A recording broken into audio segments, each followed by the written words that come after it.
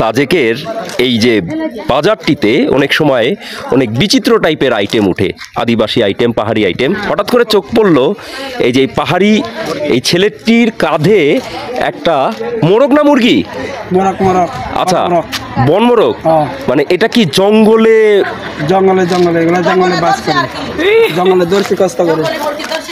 ওই মাসি বলছে এটা জঙ্গলের ভেতর থেকে ধরে নিয়ে আসা হয়েছে, অরিজিনাল জঙ্গলি।